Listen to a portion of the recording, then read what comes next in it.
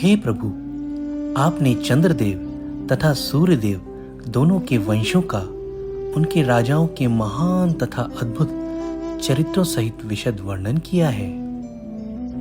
हे मुनिश्रेष्ठ, आप परम पवित्र तथा धर्मशील यदुवंशियों का भी वर्णन कर चुके हैं। अब हो सके तो कृपा करके उन भगवान विष्णु या कृष्ण के अद्भुत महिमामय कार्यकलापों का वर्णन करें जो यदुवंश में अपने अंश बलदेव के साथ प्रकट हुए हैं। परमात्मा अर्थात पूर्ण पुरुषोत्तम भगवान कृष्ण जो विराट जगत के कारण है, यदुवंश में प्रकट हुए। आप कृपा करके मुझे उनके यशस्वी कार्यकलापों तथा उनके चरित्र का आदि से लेकर अंत तक वर्णन करें। भगवान कृष्ण वृंदावन और मथुरा दोनों जगह रहे, तो वहां उन्होंने क्या किया? उन्होंने अपनी माता के भाई मामा कंस को क्यों मारा, जबकि शास्त्र ऐसे वध की रंच मात्र भी अनुमति नहीं देते? हे महामुनि, आप कृष्ण के विषय में सब कुछ जानते हैं, अतएव उन सारे कार्यकलापों का वर्णन विस्तार से करें जिनके बारे में मैंने पूछा है, तथा उनके बारे में भी जिनके विषय में मैंने नहीं पूछा, क्योंकि उन पर मेरा पूर्ण विश्वास है और मैं उन सबको सुनने के लिए अत्यंत उत्सुक हूँ। हे राजर्षियों में श्रेष्ठ, चूंकि आप वासुदेव की कथाओं के प्रति अत्यधिक आकृष्ट हैं, अतः निश्चित रूप से आपकी बुद्धि आध्यात्मिक ज्ञान में स्थिर है, जो मानवता का एकमात्र असली लक्ष्य है। क्योंकि यह आकर्षण अनवरत रहता है, अतएव निश्चित रूप से उत्कृष्ट है। भगवान विष्णु के चरणों के अंगूठे से निकलने वाली गंगा तीनों लोकों, ऊपरी, मध्य तथा अधः लोकों को पवित्र बनाने वाली है। इसी तरह जब कोई व्यक्ति भगवान वासुदेव की लीलाओं तथा गुणों के विषय में प्रश्न करता है, तो तीन प्रकार के व्यक्ति, वक्ता या उपदेशक, प्रश्नकर्ता तथा सुनने वाले मनुष्य शुद्ध हो जाते हैं। एक बार माता पृथ्वी राजाओं के वेश में गर्वित लाखों असुरों की सेना से बोझिल हो उठी, तो वह इससे छुटकारा पाने के लिए ब्रह्मा के पास पहुंची। माता पृथ्वी ने गाय का रूप धारण किया। वह अत्यंत दुखियारी अपनी आंखों में आंसू भरकर भगवान ब्रह्मा के समक्ष प्रकट हुई और उसने अपनी विपदा कह सुनाई। माता पृथ्वी की विपदा सुनकर ब्रह्मा जी माता पृथ्वी तथा शिवजी एवं अन्य समस्त देवताओं के साथ क्षीर सागर के तट पर जा पहुंचे। क्षीर सागर के तट पर पहुंचकर सारे देवताओं ने समस्त ब्रह्मांड के स्वामी, समस्त देवताओं के परम ईश तथा हर एक का पालन करने वाले और उनके दुखों को दूर करने वाले भगवान विष्णु की पूजा की। उन्होंने बड़े ही मनोयोग से पुरुष सुक्त नामक वैदिक मंत्रों के पाठ द्वारा क्षीर सागर में शयन करने वाले भगवान विष्णु की पूजा की। वाचां बह्निर्मुखं क्षेत्रं छन्दसां सप्तधातवः हव्यकव्यामृतान्नानां जिह्वा सर्वरसस्य च सर्वासूनां च वायोश्च तन्नासे परमायणे अश्विनोर्वोषधीनां च घ्राणो मोद प्रमोदयोः प्राधान्यतो यान् रुष आमनन्ति लीलावतारान् पुरुषस्य भुम्नः आपीयतां कर्णकषायशोषान्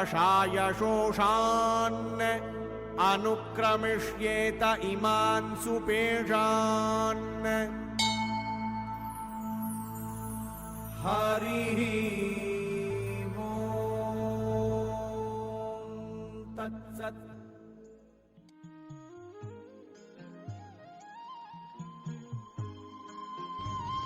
अरे देवताओं, मुझसे परम पुरुष शिरोदक्षाई विष्णु का आदेश सुनो और बिना देर लगाए उसे ध्यान पूर्वक पूरा करो।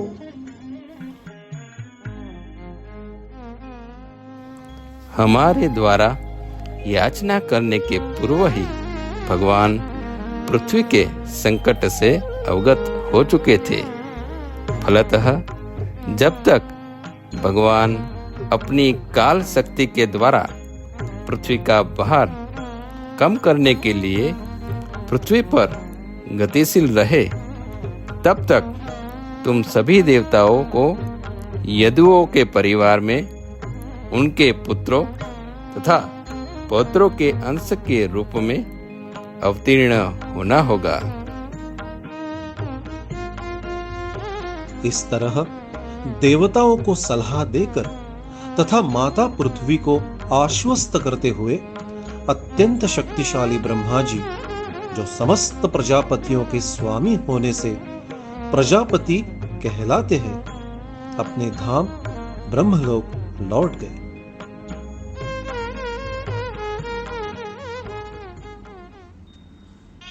कुछ समय पूर्व देववंश के वासुदेव ने देवकी से विवाह किया। विवाह के बाद वह अपनी नवविवाहिता पत्नी के साथ घर लौटने के लिए अपने रथ पर आरूढ़ हुआ। राजा उग्रसेन के पुत्र कंस ने अपनी बहन देवकी को उसके विवाह के अवसर पर प्रसन्न करने की दृष्टि से घोड़ों की लगामें अपने हाथ में थाम ली और स्वयं रथचालक बन गया। वह सैकड़ों सुनहरे रथों से घिरा था। हे प्रिय पुत्र महाराज परीक्षित, जब दूल्हा तथा दुल्हन विदा होने लगे तो उनकी शुभ विदाई पर शंख, तुरही, मृदंग तथा नगाड़े एक साथ बजने लगे। अरे मूर्ख दुष्ट, तुम जिस स्त्री को लिए जा रहे हो उसकी 8वीं संतान तुम्हारा वध कर देगी। कंस भोज वंश का अधम व्यक्ति था, क्योंकि वह ईर्ष्यालु तथा पापी था। इसीलिए उसने जब यह आकाशवाणी सुनी तो उसने बाएं हाथ से अपनी बहन के बाल पकड़ लिए और उसके सिर को धड़ से अलग करने के लिए दाहिने हाथ से अपनी तलवार निकाली। तुम्हारे भोज परिवार को तुम पर गर्व है और बड़े बड़े शूरवीर तुम्हारे गुणों की प्रशंसा करते हैं। भला तुम्हारे जैसा योग्य व्यक्ति एक स्त्री को जो उसकी बहन है, विशेष रूप से उसके विवाह के अवसर पर मार कैसे सकता है? हे शूरवीर, जिसने जन्म लिया है उसकी मृत्यु निश्चित है, क्योंकि शरीर के साथ ही मृत्यु का अनुभव होता है। कोई चाहे आज मरे या 100 वर्षों बाद, किंतु प्रत्येक जीव की मृत्यु निश्चित है। हे कुरुवंश में श्रेष्ठ, कंस अत्यंत क्रूर था और वास्तव में राक्षसों का अनुयायी था। अतएव वसुदेव के सदुपदेशों से उसे न तो समझाया बुझाया जा सकता था नहीं भयभीत किया जा सकता था। उसे इस जीवन में या अगले जीवन में पाप कर्मों के फलों की कोई चिंता नहीं थी। जब वसुदेव ने देखा कि कंस अपनी बहन देवकी को मार डालने पर तुला हुआ है, तो उसने अपने मन में गंभीरतापूर्वक सोचा। मृत्यु को आया हुआ देखकर उसने कंस को रोकने का दूसरा उपाय सोचा। वसुदेव का मन चिंता से पूर्ण था, क्योंकि उनकी पत्नी संकट में थी। किंतु क्रूर, निर्लज्ज तथा पापी कंस को प्रसन्न करने के उद्देश्य से बनावटी हंसी लाते हुए वे इस प्रकार बोले। हे भद्र श्रेष्ठ, तुमने आकाशवाणी से जो भी सुना है उसके लिए तुम्हें अपनी बहन देवकी से तनिक भी डरने की आवश्यकता नहीं है। तुम्हारी मृत्यु का कारण तो उसके पुत्र होंगे। अतः मैं तुम्हें वचन देता हूं कि जब उसके पुत्र उत्पन्न होंगे, जैसे तुम्हें डर लग रहा है, तो उन सब को लाकर तुम्हें सौंप दिया करूंगा। कंस वसुदेव के तर्कों से सहमत हो गया और वसुदेव के वचनों पर पूरा भरोसा करके उसने अपनी बहन को मारने का विचार छोड़ दिया।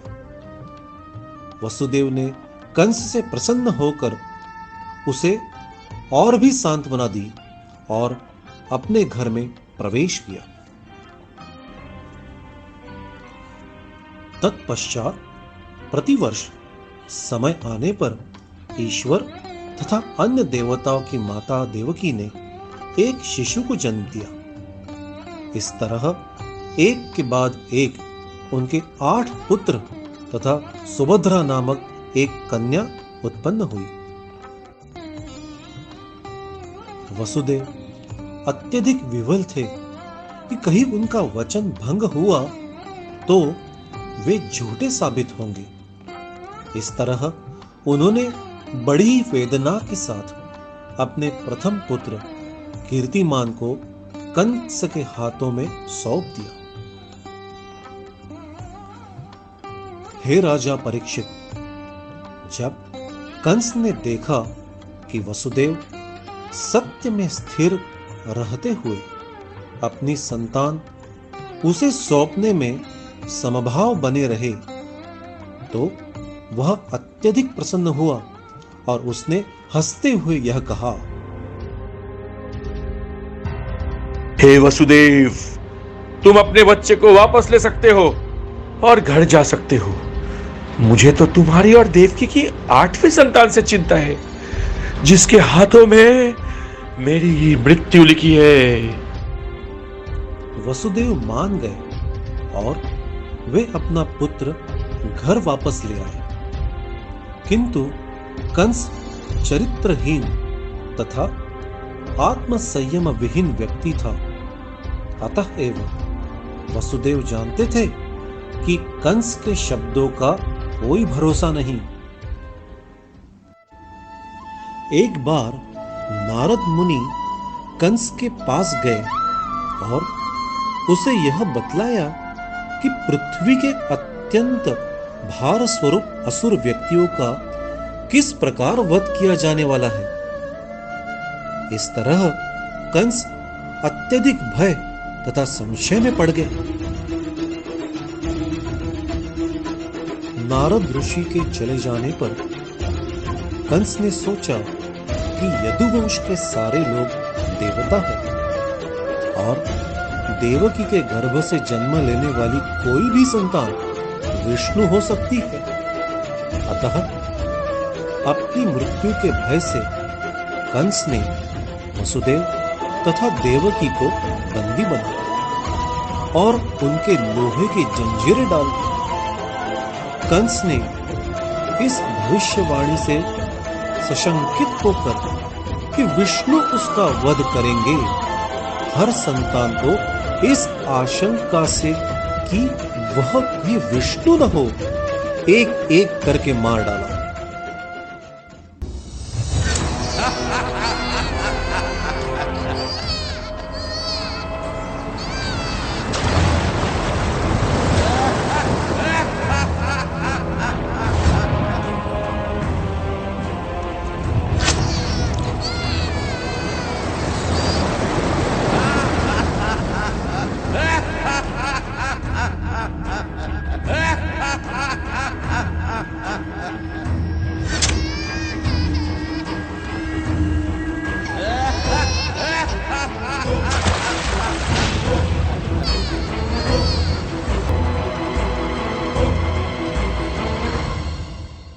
शूरसेन नामक राज्यों का शासन स्वयं चलाने लगा।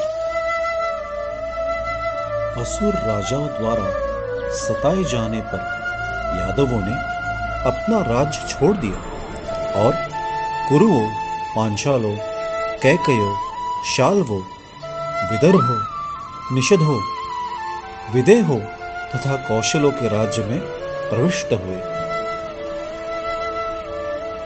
कंस के आक्रमण से अपनी निजी भक्त यदु की रक्षा करने के लिए विश्वात्मा भगवान ने योग माया को इस प्रकार आदेश दिया।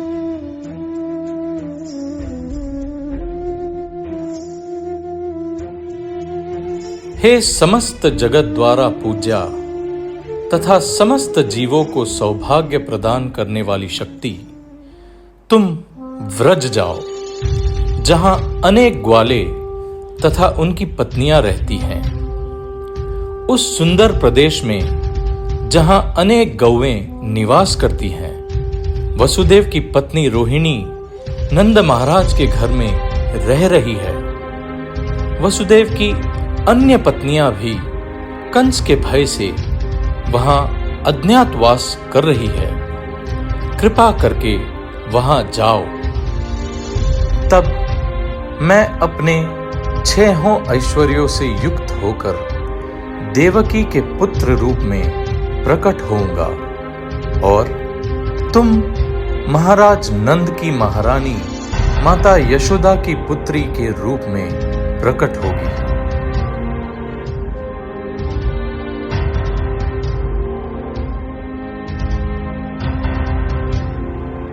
इस तरह समस्त जीवों के परमात्मा तथा अपने भक्तों के भय को दूर करने वाले पूर्ण पुरुषोत्तम भगवान वसुदेव के मन में अपने पूर्ण ऐश्वर्य के समेत प्रविष्ट हो गए।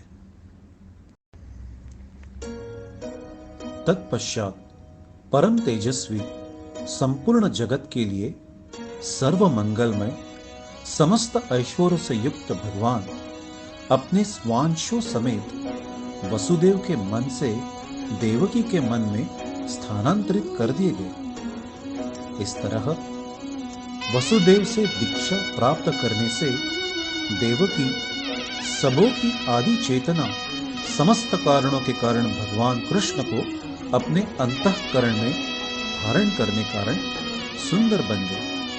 जिस तरह उदित चंद्रमा को पाकर पूर्व दिशा सुंदर बन जाती है। ब्रह्मा जी तथा शिव जी, नारद, देवल तथा व्यास जैसे महामुनियों एवं इंद्र, चंद्र तथा वरुण जैसे देवताओं के साथ अदृश्य रूप में देवकी के कक्ष में पहुंचे, जहां सबों ने मिलकर वरदायक भगवान को प्रसन्न करने के लिए सादर स्तुतियां की। सत्यव्रतं सत्यपरं त्रिसत्यम् सत्यस्य योनिं निहितं च सत्ये सत्यस्य सत्यमृत सत्यनेत्रम् सत्यात्मकं त्वां शरणं प्रपन्नाः एकायनोऽसौ द्विफलस्त्रिमूलः चतुरसः पञ्चविधः षडात्मा सप्तत्वगष्टविटपो नवाक्षो दशच्च दीद्विकगो ह्यादिवृक्षः त्वमेक एवास्य शतप्रसूतिः त्वं सन्निधानं त्वमनुग्रहश्च त्वन्मायया संवृतचेतसस्त्वाम् पश्यन्ति नानानविपश्चितो ये बिभर्षिरूपाण्यवबोध आत्मा क्षेमाय लोकस्य चराचरस्य सत्त्वोपपन्नानि सुखावहानि सताम् अभद्राणि मुहुःकलानाम् त्वय्यम्बुजाक्षा किल सत्त्वदाम्नि समाधिनावेशितचेतसैके त्वत्पादपोतेन महत्कृतेन कुर्वन्ति गोवत्सपदं भवाब्धिम् स्वयं समुत्तीर्य सुधस्तरं द्युमन् पवार्णवं भीममधभ्रसौहृदाः भवत्पदाम्बोरुहनावमत्र ते निधाय याता सदनुग्रहो भवान् धिष्ट्याम्बते कुक्षिगतः परः पुमान् अंशेन साक्षात् भगवान् भवाय नः मा बोद्भयं भोजपतेर्मुमूर्षोर् भोक्ता यदूनां बविता तवात्मजः।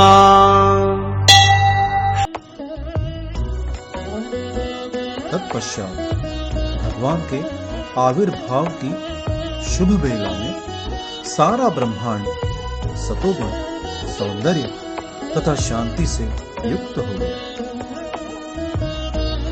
किन्नर तथा गंधर्व शुभ गीत गाने लगे। सिद्धों तथा चारणों ने शुभ प्रार्थनाएं की तथा अप्सराओं के साथ विद्याधरियां प्रसन्नता से नाचने लगी।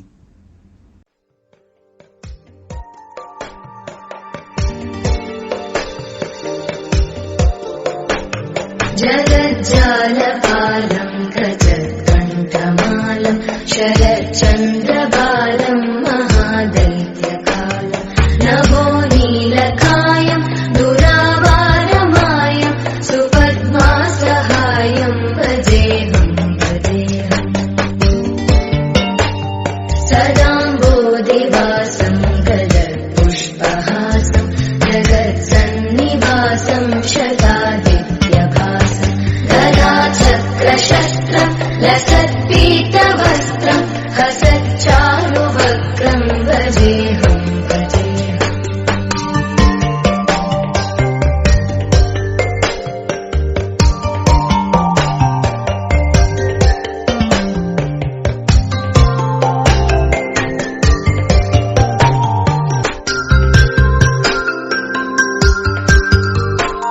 सुरारी बलिष्ठं त्रिलोकी वरिष्ठं गुरूणां गरिष्ठं स्वरूपैकनिष्ठं सदा युद्धधीरं महावीरधीरं भवाम्बोधिधीरं भजेऽहं भजेऽहम् रमावामभागं तनानग्ननागं कृताधीनयागं गदारागनागं मुनीन्द्रैः सुगीतं सुरैः सम्परीतं गुणौघैरतीतं भजेऽहं भजेऽहम्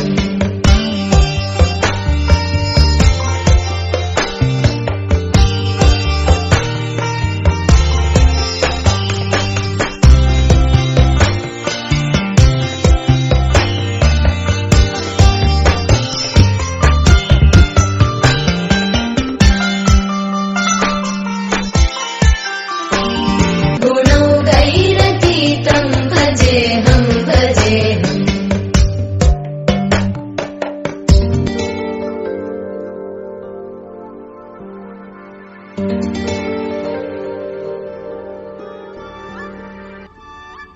देवताओं तथा महान साधु पुरुषों ने प्रसन्न होकर फूलों की वर्षा की और आकाश में बादल उमड़ आए तथा मंद स्वर से गर्जन करने लगे मानो की लहरों की ध्वनि हो।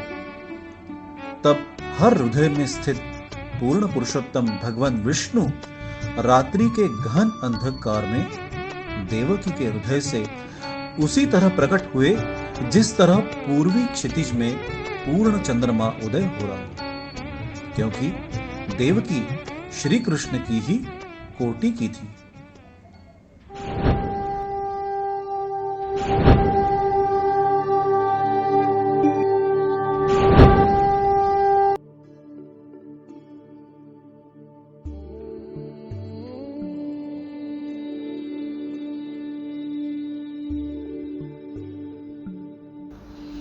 हे भगवान, आप इस भौतिक जगत से परे परम पुरुष हैं और आप परमात्मा हैं। आपके स्वरूप का अनुभव उस दिव्य ज्ञान द्वारा हो सकता है जिससे आप भगवान के रूप में समझे जा सकते हैं। अब आपकी स्थिति मेरे समझ में भली भांति आ गई है। हे भगवान, वेद अनेक हैं, उसमें से कुछ आपको शब्दों तथा मन द्वारा अव्यक्त बतलाते हैं, फिर भी आप संपूर्ण विश्व के उद्गम हैं। आप ब्रह्म हैं, तभी तो वस्तुओं से बड़े और सूर्य के समान तेज से युक्त। आपका कोई भौतिक कारण नहीं, आप परिवर्तन तथा विचलन से मुक्त हैं और आपकी कोई भौतिक इच्छाएं नहीं हैं। इस तरह वेदों का कथन है कि आप ही सार हैं। अतः हे प्रभु, आप समस्त वैदिक कथनों के उद्गम हैं और आपको समझ लेने पर मनुष्य हर वस्तु धीरे धीरे समझ जाता है। आप ब्रह्म ज्योति तथा परमात्मा से भिन्न हैं, फिर भी आप उनसे भिन्न नहीं हैं। आपसे ही सब वस्तुएं उद्भूत हैं। दरअसल आप ही समस्त कारणों के कारण हैं। आप समस्त दिव्य ज्ञान की ज्योति भगवान विष्णु हैं।